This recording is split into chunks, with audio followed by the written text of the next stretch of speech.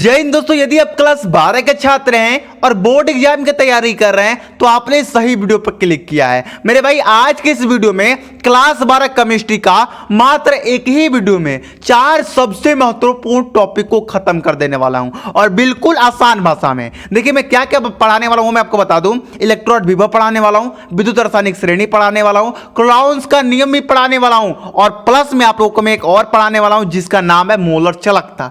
ये चारों एक ऐसे टॉपिक है जो आपके बोर्ड एग्जाम में हर साल पूछे जाते हैं, किसी न किसी सेट में जरूर आते हैं। ठीक है, तो आप इनको ध्यान से पढ़िएगा और काफी आसान भाषा में बताऊंगा। इतने आसान भाषा में आपको पूरे यूट्यूब पर कहीं नहीं मिलेगा। आप खुद देखना और खुद ही लास्ट में कमेंट करना कि सर कितने आप आसान भाषा में बताए हो, ये आप कमेंट खुद करना। ठीक है दोस्तों, चैनल को सब्सक्राइब करना ना भूले क्योंकि चैनल पर सभी विषय की तैयारी लगातार कराया जा रहा है और एग्जाम तक कराया जाएगा। ठीक है, तो चलिए आपको समय को बचाते हुए स्टार्ट करते हैं। तो देखिए दोस्तों, पहला है मोलर चालकता और ये बहुत इंपॉर्टेंट है भाई। ये आए चाहे ना, इससे रिलेटेड न्यूमेरिकल आता है, इसलिए मैं इसका सूत्र भी लिख दिया हूं, इसका मात्रक भी लिख दिया हूं और इसका परिभाषा थोड़ा सा आपको लंबा दिख रहा होगा लेकिन बहुत हलवा है। बस समझोगे सब चीज का, एक एक शब्द का मैं अर्थ आपको बताने वाला हूं। ठीक है, तो चलिए समझते हैं कि मोलर चालकता होता क्या है। किसी विद्युत अपघट है, अब पहली बात यह जाती है सर ये विद्युत अपघट है क्या है, ये हमें बता दीजिए। तो देखिए जो पदार्थ टूट जाते हैं, जो पदार्थ टूट जाते हैं उनको विद्युत अपघटय कहते हैं। जैसे कि सोडियम क्लोराइड, ये दो भाग में टूट जाते हैं, सोडियम और प्लस क्लोराइड में, ठीक है, क्लोरीन में। और जैसे कि हाइड्रोक्लोरिक अम्ल HCl, जैसे कि HCl क्या होता है भैया, तो ये H में हाइड्रोजन में और प्लस क्लोरीन में टूट जाता है। तो जो पदार्थ, जो तत्व टूट जाते हैं, आयनों में बढ़ जाते हैं, उनको विद्युत अपघटय पदार्थ कहते हैं। ठीक है, तो किसी विद्युत अपघटय के 1 ग्राम मोल को, किसी विद्युत अपघटय के 1 ग्राम मोल को घोलने पर प्राप्त विलयन की चालकता मोलर चालकता कहलाती है। इसे ग्रीक लैम्डा, इसे क्या कहते हैं, ग्रीक लैम्डा mc से सूचित किया जाता है। बहुत आसान है कि नहीं। किसी विद्युत अपघटय के 1 ग्राम मोल को घोलने पर प्राप्त विलयन की प्राप्त विलयन की चालकता मोलर चालकता कहलाती है। इसे ग्रीक लैम्डा mc से सूचित किया जाता है और इसका सूत्र जो है आपके सामने दिख रहा होगा। ग्रीक लैम्डा mc बराबर, इसको क्या बोलते हैं, ये के नहीं है, कप्पा है, कप्पा। इसको हिंदी में क्या, इस कप्पा का मतलब क्या होता है, चालकता। ठीक है, तो कप्पा गुणे 1000/c यानी कि मोलरता। तो ये इसका सूत्र है। मात्रक इसका Simon centimetre square molar inverse. तो दोस्तों ये टॉपिक आपको समझ में आया कि नहीं, कमेंट करके जरूर बताइएगा। इसका स्क्रीनशॉट लेना चाहते हैं तो जरूर ले लीजिए। ठीक है, चलिए दूसरे टॉपिक की बात कर ले तो दूसरा टॉपिक हमारे लिए बहुत ज्यादा इंपॉर्टेंट हो जाता है, कुलॉन्स का नियम। और ये इतना ज्यादा इंपॉर्टेंट है भैया कि आप किसी भी साल का पेपर उठा के देख लीजिए, किसी न किसी सेट में ये जरूर पूछा गया है और काफी ज्यादा। देखिए बच्चों को थोड़ा सा ये हार्ड लगता है लेकिन मैं इतना आसान भाषा में समझाने वाला हूं ना, आप एक ही बात कहोगे, सर आप इतना कहां से लाते हो। ठीक है, चलो ये तो आप लोगों का मतलब दुआ है, हमारे बड़े भाई, हमारे मतलब जो कहो यार, छोड़ो वो सब बात। कुलॉन्स का नियम देखिए बहुत आसान भाषा में लिखा हूं, पहले पढ़ूंगा उसके बाद समझाऊंगा।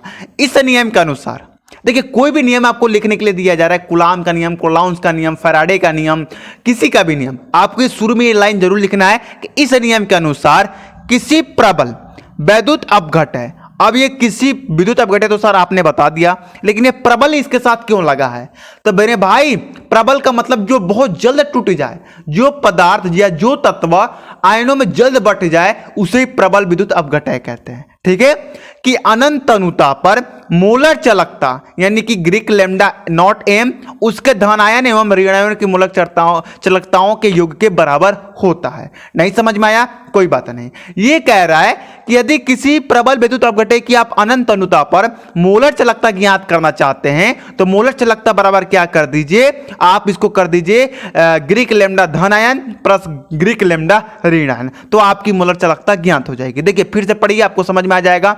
इस नियम के अनुसार किसी प्रबल विद्युत अपघटय की अनंत तनुता पर मोलर चालकता, इस प्रबल विद्युत अपघटय की जो मोलर चालकता आप ज्ञात करना चाहते हैं किसके बराबर होता है, उसके धनायन व ऋणायनों की मोलर चालकताओं के योग के बराबर होता है। ठीक है, इसे आप 2-3 बार पढ़िएगा, 2-3 बार लिखिएगा, आराम से याद हो जाएगा। जैसे कि एग्जांपल में देख लीजिए, जैसे मान लीजिए हमें सोडियम क्लोराइड का मूलक चालकता ज्ञात करना है। अब सोडियम क्लोराइड क्या होता है भाई, प्रबल विद्युत अपघटाई, जल्दी से 2 भागों में टूट जाता है, सोडियम में और क्लोरीन में। ठीक है, तो इसका क्या हो जाएगा, तो देखिए जब सोडियम क्लोरीन है, जब इसका आप विद्युत अपघटाई कीजिएगा तो सोडियम प्लस और क्लोरीन माइनस इस तरह टूटता है ना, तो सोडियम धनायन में चला जाएगा, क्लोरीन ऋणायन। तो ये आपका मोलर चालकता यानी कि कुलॉन्स के नियम के द्वारा इसका यूज किया जाता है। तो दोस्तों आपको कुलॉन्स का नियम समझ में आया कि नहीं, कमेंट करके जरूर बताइएगा। चलिए जो हमारा तीसरा टॉपिक है, बहुत आसान टॉपिक है तीसरा, उसे भी हम लोग देख लेते हैं। तीसरा भी टॉपिक बहुत इंपॉर्टेंट है, इलेक्ट्रोड विभव। और इतना ज्यादा ये इंपॉर्टेंट है भैया कि आप अपना क्वेश्चन बैंक में खुद ही देख लो। मैं क्या बताऊं, मैं ज्यादा बोलूंगा तो आप यही कहोगे सर आप व्यू कमाने के लिए इतना बोलते हो। अरे मेरे भाई, मैं जो देखता हूं, जो मैं सीखता हूं, जो मेरा एक्सपीरियंस है उसके हिसाब से मैं बोलता हूं। यदि आपको बुरा लगे तो उसके लिए मुझे माफ कीजिएगा। और अगर आपको सबूत चाहिए तो क्वेश्चन बैंक में अपना देख लिया करो, किसी भी कंपनी का क्वेश्चन बैंक हो या आप किसी भी साल का पेपर उठा कर देख लिया करो। ठीक है, तो इलेक्ट्रोड विभव क्या होता है, सबसे आसान भाषा में इसका डेफिनेशन मैं लिख रखा हूं, मेरे यहाँ इसको समझाना भी नहीं पड़ेगा, बस आपको एक बार पढ़ना है, खुद ही समझ में आ जाएगा।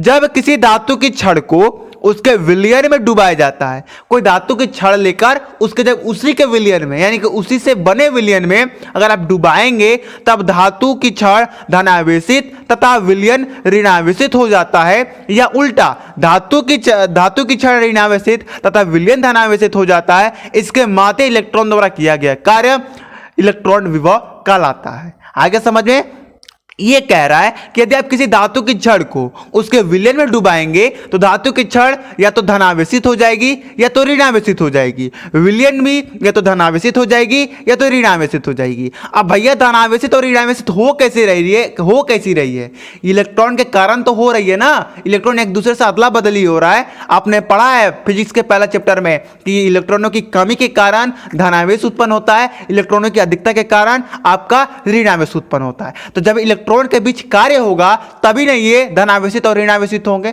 तो इसी के मध्य इलेक्ट्रॉन द्वारा किया गया कार्य आपका इलेक्ट्रोड विभव कहलाता है। इसका एक और सिंपल सा परिभाषा लिख सकते हैं, यदि आपको इतना तामझाम याद नहीं करना है तो आप सिंपल सा लिख लीजिए कि इलेक्ट्रोड विभव में इलेक्ट्रॉन द्वारा किया गया कार्य इलेक्ट्रोड विभव कहलाता है। सिंपल सा है, ठीक है। इलेक्ट्रोड में इलेक्ट्रॉन द्वारा किया गया कार्य इलेक्ट्रोड विभव कहलाता है। विभव मतलब क्या होता है, कार्य करना। इलेक्ट्रोड मतलब इलेक्ट्रोड में इलेक्ट्रॉन द्वारा किया गया कार्य इलेक्ट्रोड विभव कहलाता है। क्लियर है, चलिए 4 नंबर टॉपिक को देख लेते हैं, विद्युत रासायनिक श्रेणी। सबसे इंपॉर्टेंट टॉपिक और सबसे आसान भाषा में आज भी इसको समझाने वाला हूं। पहले तो मैं पढ़ता हूं, उसके बाद मैं समझाता हूं। मानक इलेक्ट्रोड विभव, हमने इलेक्ट्रोड विभव अभी पढ़ा, लेकिन ये मानक कैसे लग गया सर, ये मानक का मतलब क्या है, तो मानक का मतलब होता है 25 सेल्सियस। 25 सेल्सियस इलेक्ट्रोड में इलेक्ट्रॉन द्वारा किया गया कार्य मानक इलेक्ट्रोड विभव कहलाता है। इसे तो आप जरूर पढ़े होंगे। तो मानक इलेक्ट्रोड विभव को बढ़ते क्रम में लगाने पर प्राप्त श्रेणी विद्युत रासायनिक श्रेणी कहलाता है। यानी कि यदि आप मानक इलेक्ट्रोड विभव को बढ़ते क्रम में अगर लगा देंगे तो जो श्रेणी बनती है उसे विद्युत रासायनिक श्रेणी कहते हैं। क्लियर है। अब मैं यहां पर श्रेणी बनाकर रखा हूं, जो आप देख सकते हैं। सबसे पहले आएगा सोडियम, पोटेशियम, मैग्नीशियम, एल्युमिनियम, जास्ता, लोहा, हाइड्रोजन, तांबा, पारा, चांदी, सोना। तो ये आपका विद्युत रासायनिक श्रेणी। अब ये जो ऊपर की तीर देखते हैं, जितना आप ऊपर जाएंगे उतना इसका कम वोल्ट होगा, जितना आप नीचे आएंगे इसका उतना ही अधिक वोल्ट होगा। मैं पूछ दूं कि बताइए तांबा का वोल्ट अधिक है या मैग्नीशियम का वोल्ट अधिक है, तो आप कहेंगे सर तांबा का अधिक है, मैग्नीशियम का कम है। और जिसका वोल्ट कम होता है वो अधिक क्रियाशील होता है और प्लस में उसकी अपचायक क्षमता अधिक होती है। ठीक है। और जिसकी वोल्ट अधिक होती है वो कम क्रियाशील होता है और ऑक्सीकरण क्षमता उसकी अधिक होती है। याद है, क्लियर है। चलिए हाइड्रोजन का वोल्ट कितना होता है, 0.00 वोल्ट होता है। इसे आप लोग याद रखिएगा, ऑब्जेक्टिव में पूछ देगा कि बताइए हाइड्रोजन का वोल्ट कितना होता है, तो 0.00 वोल्ट होता है। तो दोस्तों आज के वीडियो आपको कैसा लगा, वीडियो पसंद आया हो तो वीडियो को लाइक और चैनल को सब्सक्राइब जरूर करके जाइएगा, क्योंकि सभी विषय का तैयारी इस चैनल पर कराया जाता है। वीडियो को लास्ट तक देखने के लिए आपको बहुत बहुत धन्यवाद। आप सभी लोगों को मेरे तरफ से नमस्कार।